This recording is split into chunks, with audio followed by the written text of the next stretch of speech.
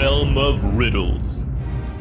You are in the realm of words, where words and letters live.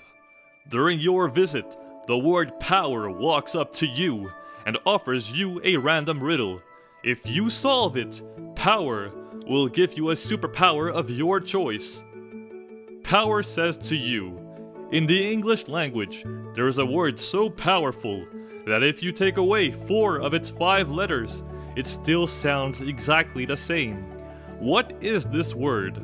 Pause the video now to solve this riddle for yourself.